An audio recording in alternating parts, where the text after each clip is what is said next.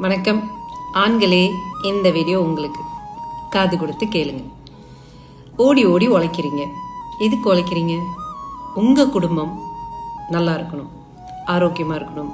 அதுக்காக தானே ஓடுறீங்க, அதுக்காக தானே உழைக்கிறீங்க. ஆனால் என்னைக்காவது ஒரு நாள், எப்பயாவது ஒரு நாள் உங்கள் கூட வாழ்ந்துக்கிட்டு இருக்கிற உங்கள் வீட்டு பெண்கள், அம்மாவாக இருக்கலாம், மனைவியாக இருக்கலாம், அக்கா தங்கைகளாக இருக்கலாம், இல்லை உங்கள் பெண் குழந்தைங்களாக இருக்கலாம், இவங்க மாதம் மாதம் வர்ற மாதவிடாய்க்கு பாய்க்கிற சானிட்டரி பேடில் எத்தனை கலவைகள் இருக்குன்றதை என்னைக்காவது ஒரு நாள் யோசிச்சிருந்துருக்கீங்களா?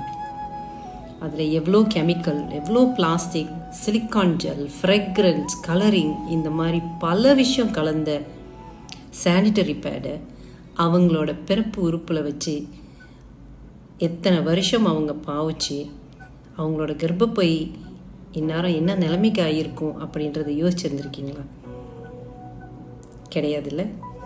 So time for you to be aware of it. இதை பற்றி உங்களுக்கு தான் முதல்ல புரிந்துணர்வு வேணும். ஏன்னா உங்கள் வீட்டு பெண்கள் உங்களோட ரெஸ்பான்சிபிலிட்டி.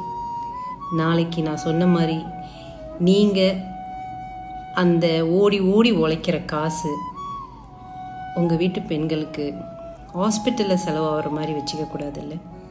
அதுக்காக தான் உங்கள் வீட்டு பெண்கள் நல்ல ஒரு ஆர்கானிக்கான சானிட்டரி பேட் பாய்க்கிறதுக்கு கொஞ்சம் அதில் கருணை காட்டுங்க, இன்வெஸ்ட் பண்ணுங்கள். ஓகே, ஃபெமினைன் ஆர்கானிக் ஆனியான் இருக்கிற ஒரு பேடு, மருத்துவம் குணம் படைத்த ஒரு பேடு. ரைட்? இதை பற்றி தெரிஞ்சுக்கணுன்னா எனக்கு டிஎம் பண்ணுங்கள்.